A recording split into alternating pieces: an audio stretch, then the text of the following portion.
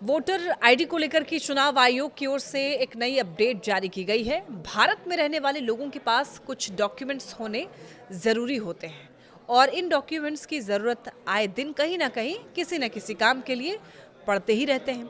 अब इनके बिना लोगों के कई काम अटक जाते हैं। इनमें बात की जाए आधार कार्ड की, पैन कार्ड की या राशन कार्ड की या फिर वोटर कार्ड, ये ऐसे कार्ड हैं जिनकी कहीं ना कहीं आवश्यकता पड़ती ही रहती है, जिनकी अलग अलग जगहों पर अलग अलग कामों की ज़रूरत पड़ ही जाती है। अब देखिए, वोट डालने के लिए भारत में सभी के पास वोटर आईडी कार्ड होना ही ज़रूरी है।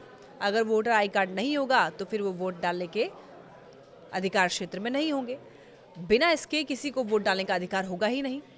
अब देखिए, वोटर आईडी कार्ड को लेकर चुनाव आयोग की ओर से एक नई अपडेट जारी की गई है। पैन कार्ड की तरह वोटर आईडी में भी अब आधार कार्ड लिंक करना ज़रूरी होगा। तो अगर किसी को वोट डालना है तो पहले उसे निर्वाचन आयोग से जारी किए जाने वाला वोटर आईडी कार्ड उसके पास होना ज़रूरी है।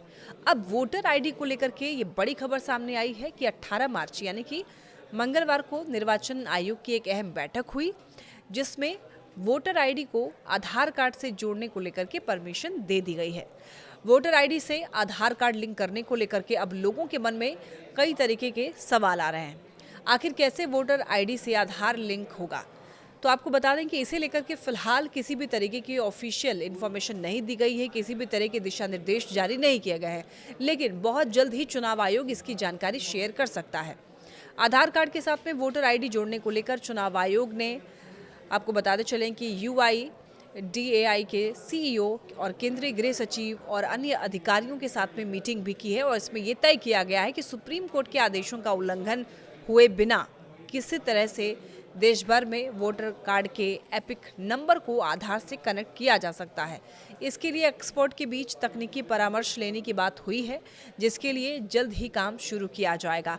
चुनाव आयोग ने यह बताया है कि टेक्निकल एडवाइस के बाद ही ये पता लग सकेगा कि वोटर कार्ड नंबर को आधार के साथ कैसे कनेक्ट किया जा सकता है।